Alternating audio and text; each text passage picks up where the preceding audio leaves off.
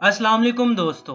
Antarctica हमारी दुनिया का शदीद तरीन खुश्क और रोशन तरीन बर आज़म है। इसके बारे में बहुत कम लोग जानते हैं। अंटार्कटिका में हालिया ही साइंसी तहकीकात ने दुनिया को हैरत ज़दा कर दिया है। यहाँ पर पुरस्रार तरीन मुकामात दरियाफ्त हुए हैं। अंटार्कटिका का रकबा 55 लाख मुरबा किलोमीटर है, जो कि मैक्सिको और यूएसए के रकबे के बराबर है। माहिरीन के मुताबिक अगर अंटार्कटिका से बर्फ हटा दी जाए तो यहाँ पर 3 अरब से ज्यादा इंसानों के लिए रहने और खेती बाड़ी के लिए बेहतरीन माहौल बन सकता है। अंटार्कटिका के कुल रकबे का 98% इलाका मुकम्मल बर्फ में ढका हुआ है, जहां आज तक इंसान नहीं जा सका। रकबे के लिहाज से ये दुनिया का 5वां बड़ा बरे आजम है। यहाँ 200 किलोमीटर फी घंटा की रफ्तार से हवाएं चलती हैं। यही वजह है कि यहाँ पर इंसान तो दूर की बात है, परिंदे भी नहीं टिक सकते। जबकि बाकी 2% हिस्से पर परिंदों की 45 नस्लें, समुद्र में 3000 किस्म की मछलियों के साथ साथ बर्फीले जानवर मसलन सफेद रीछ जो कि मछलियों पर गुजारा करते हैं यहाँ पर पाए जाते हैं। ये बर्रे आज़म साउथ पोल के इंतहाई हिस्से पर वाक़ होने की वजह से सूरज की रोशनी से महरूम रहता है, लेकिन इंतहाई कोने में होने की वजह से सूरज की रिफ्लेक्टेड लाइट्स यहाँ पर ज्यादा होती है, जिसकी वजह से ये रोशन तरीन हिस्सा है जिसमें बर्फ की सफेदी का किरदार ज्यादा है। यहाँ का क्लाइमेट इंसानों के लिए मौजू नहीं, जबकि मौसम मौजू है। क्लाइमेट और मौसम में ये फर्क होता है कि वेदर मुसलसल तब्दील होता रहता है और इंसान हर तरह के मौसमी हालात में आबाद देखे जा सकते हैं। हत्ता के साइबेरिया के ठंडे तरीन मुकामात पर भी यहाँ बहुत से इलाके ऐसे दरियाफ्त हुए हैं जहाँ बर्फ जमीन की सतह पर 1-1 मील तक बुलंद है, जबकि कुछ इलाकों में तो ये 3 मील तक भी बुलंद है। यानी न्यूयॉर्क और शंघाई जैसे बुलंदो बाला इमारत रखने वाले शहर भी मुकम्मल इस बर्फ में ढक जाएंगे। यहाँ अब तक का पानी का सबसे बड़ा जखीरा लेक वोस्टाक की सूरत में दरियाफ्त हुआ है, जो 2 मील बर्फ के अंदर ढकी हुई है। अंटार्कटिका की पुरस्रारियत का आगाज 1831 में बनाए जाने वाले नक्शे से होता है, जिसे अरांटस नामी रियाजीदान ने बनाया। ये नक्शा अमेरिका की कांग्रेस आर्काइव लाइब्रेरी से 1960 में दरियाफ्त हुआ। इसमें अरांटस ने अंटार्कटिका को बर्फ और शदीद मौसम से आजाद भरपूर जिंदगी में दिखाया। इसमें इसने अंटार्कटिका के पहाड़ी सिलसिलों के साथ साथ झीलों, जंगलों, दरियाओं और वादियों तक को अपने नक्शे में जाहिर किया। ये नक्शा कैसे बना? साइंसदानों के मुताबिक ऐसा नक्शा बनाने के लिए जदीद सैटेलाइट का एल्टीट्यूड 8 मील पर होना चाहिए। ये टेक्नोलॉजी इस जमाने में किसके पास थी? अमेरिकी फिजाइया एरिया 51 की तहकीकाती टीम ने इस मैप को आज के जदीद मैप से कहीं ज्यादा एक्यूरेट करार दिया, जिसने मजीद सवाल खड़े कर दिए कि क्या 1831 में ऐसा मुमकिन भी था? इस मैप को बनाने में किसने मदद दी?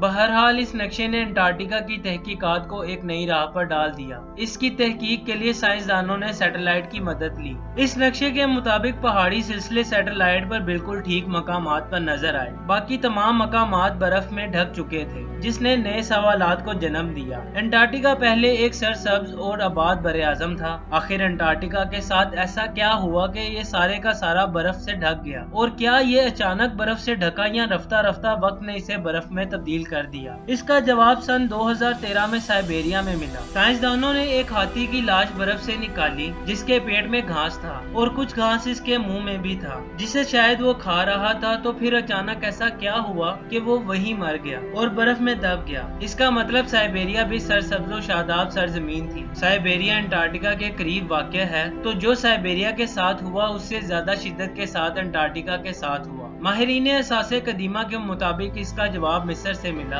अंटार्कटिका के पहाड़ी सिलसिलों में सैटेलाइट की मदद से तहकीक के दौरान एक पिरामिड दरियाफ्त हुआ, जो मिस्री पिरामिड ऑफ गीजा से बहुत बड़ा है और कई मील बर्फ में दबने के बावजूद आज भी सैटेलाइट से नजर आता है। कहा जाता है कि इसका जवाब कदीम मिस्री मंदिर एडफू से मिला। एडफू टेम्पल कदीम तरीन मंदिर होने के बावजूद आज भी अच्छी हालत में मौजूद है। ये मंदिर एक खुली किताब की तरह है, जहाँ हर दीवार, हर सतून, हर छत पर कदीम मिस्री जुबान में कुछ लिखा हुआ है। इन कदीम मिस्री तहरीरों के मुताबिक ये जमीन उन्होंने बनाई जो आसमान से जमीन पर आए थे। पहले पहले उन्होंने अंडे जैसा जजीरा बनाया, वो वहाँ रहने लगे। कई सदियां गुजरने के बाद वहाँ उनकी नस्लों में खौफनाक लड़ाई हुई और वो जजीरा छोड़कर आसमान पर चले गए। कदीम मिस्री इनसे मिले थे, उन्होंने इनकी मदद से कदीम मिस्र में बहुत से अजूबे बनवाए। इनका जिक्र उन्होंने खुद अपनी तहरीरों में किया है और कहा जाता है अंटार्कटिका से मिलने वाला दियो हैकल पिरामिड मिस्र के सबसे बड़े पिरामिड ऑफ गीजा से भी बड़ा है और ये दुनिया में बनने वाला सबसे पहला पिरामिड भी था।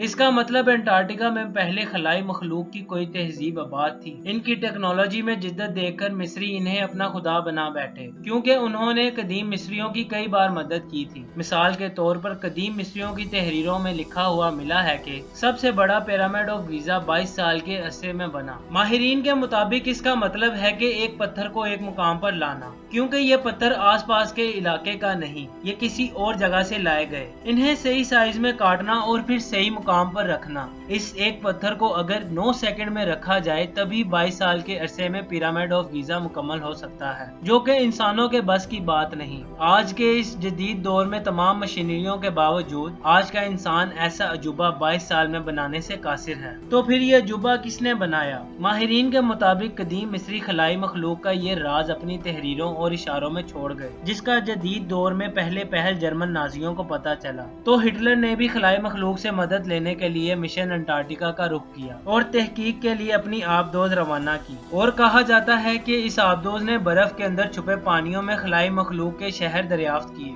उन्होंने हिटलर की मदद भी की। उसने उनकी मदद से जर्मनी में एक टाइम मशीन बनवाना शुरू की और वो मुकम्मल ना हो सकी कि हिटलर मारा गया। इत्तेहादी अफवाज और अमेरिका जीत गया। लिहाजा खलाई मखलूक से मदद लेने के लिए अमेरिकियों ने खुफिया मिशन ऑपरेशन हाई जंप शुरू किया, जिसके बारे में किसी को भी नहीं बताया। इसके लिए उन्होंने 1200 लोगों का एक बेड़ा रवाना किया, जिसमें माहिरीन, फौजी, फजाइया सभी शामिल थे। और कहा जाता है कि ये बेड़ा सिर्फ चंद दिनों में तबाह हालत में वापस आ गया, जिस पर अमेरिकी अखबारों ने खबर लगाई कि 3 खलाई शटलों ने पानी से निकलकर इन पर हमला किया। वो इतनी तेज थी कि अमेरिकी उन्हें पकड़ नहीं सके और वो वापस आ गए। आज 1 दिसंबर 1949 वाशिंगटन मुआहदे के मुताबिक 12 ममालिक अंटार्कटिका पर जमीनी कब्जे के हकूक रखते हैं, जिनमें Argentina, Australia, Belgium, Chile, France, Japan, New Zealand, Norway, South Africa, बरतानिया, अमेरिका और रूस शामिल हैं। आज अंटार्कटिका में 68 बेसें हैं, जिनमें से एक पाकिस्तान की भी है, जिनकी इजाजत अमेरिका से ली जाती है। मैकमर्डो साउथ अंटार्कटिका की अब तक की सबसे बड़ी बेस है, जो कि अमेरिका की मलकियत है। यहाँ 1200 से 1500 अफराद के रहने का इंतजाम है। आज पूरे अंटार्कटिका की आबादी 6000 के लगभग है। मगरबी अंटार्कटिका के इलाके में इंतहाई बड़ा और गहरा होल दरियाफ्त हुआ, जिससे खलाई शटलों को आते जाते देखा गया। तो इस इलाके को अमेरिका ने सील करके नो फ्लाई जोन बना दिया। जनवरी सन 2015 में अमेरिकी बेस में काम करने वाले एक नेवी इंजीनियर ने अपना असल नाम ना जाहिर करते हुए अखबार के नुमाइंदे को ईमेल की कि मेडिकल इमरजेंसी के दौरान इनका गुजर नो फ्लाई जोन से हुआ। वहां उनके रडार ने काम करना बंद कर दिया। वहां उन्हें इस होल के करीब शदीद मैग्नेटिक फील्ड का भी सामना हुआ। इसके मुताबिक ये होल 2000 मुरब्बा फीट तक फैला हुआ है। इसने मजीद बताया कि इस होल के अंदर किसी बड़े और अंडरग्राउंड शहर का वजूद हो सकता है। हमारी अमेरिकी हुकूमत ने ये इलाका इनसे राब्ते के बाद बंद किया। हमारे लोग खुफिया तौर पर इनसे खौफनाक हथियार और टेक्नोलॉजी लेने की कोशिश कर रहे हैं। कहा जाता है कि अमेरिका की एडवांस जंगी टेक्नोलॉजी दरअसल इन्हीं की मरहूने मिन्नत है। इस इलाके यानी मगरबी अंटार्कटिका में बर्फ तेजी के साथ पिघल रही है, जबकि दूसरे इलाकों में बर्फ की सतह में इजाफा हो रहा है। साइंसदानों के मुताबिक अंडरग्राउंड शहरों के फैलने की वजह से हो सकता है कि इस इलाके की जमीन गर्म होती जा रही हो, जिससे कई नए पुरस्कार सवालात उठ रहे हैं। क्या कदीम मिस्रियों ने इस अंडरग्राउंड